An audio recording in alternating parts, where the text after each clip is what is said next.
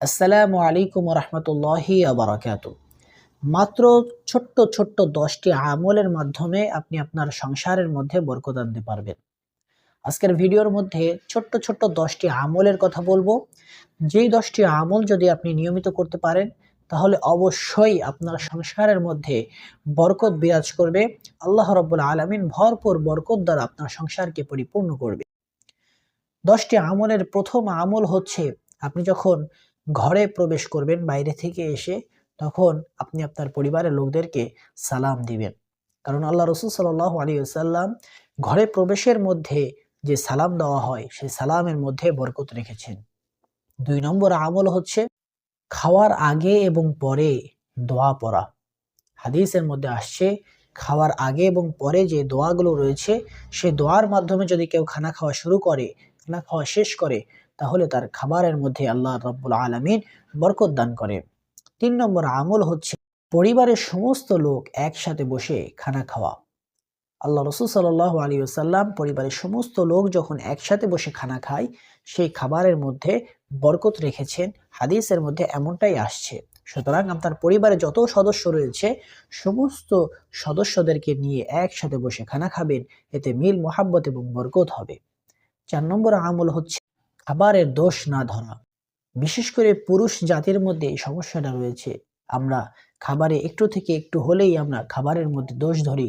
আল্লাহ রসুল হাদিসের মধ্যে খাবারের মধ্যে দোষ ধরতে নিষেধ করেছে। 5 নম্বর আমল হচ্ছে ঘরের মধ্যে কোরআন তেলাওয়াত করা। যখন আপনার ঘরের মধ্যে কোরআন তেলাওয়াত হবে, তখন রহমতের ফেরেশতারা আপনার ঘরে আসবে, বরকত নিয়ে আসবে। 6 নম্বর আমল হচ্ছে স্বামী এবং স্ত্রীর মধ্যে উত্তম ব্যবহার থাকা।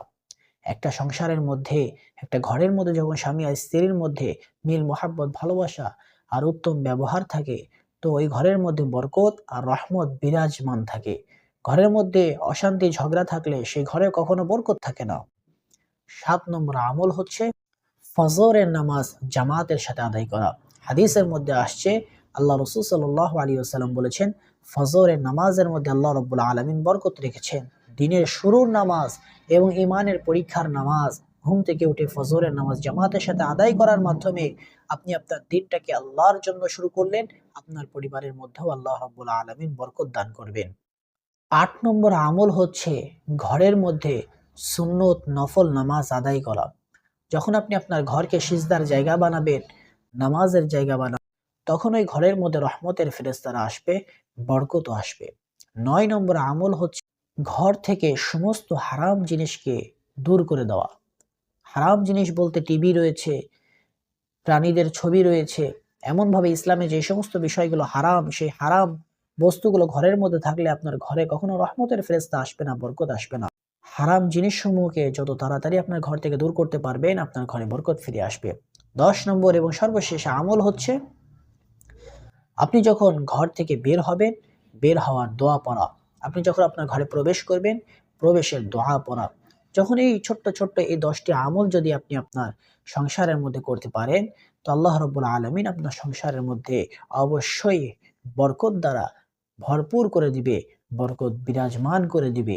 আল্লাহ রাব্বুল আলামিন আমাদের সকলকে 10টি আমলের মাধ্যমে বরকত আনার তৌফিক দান করেন।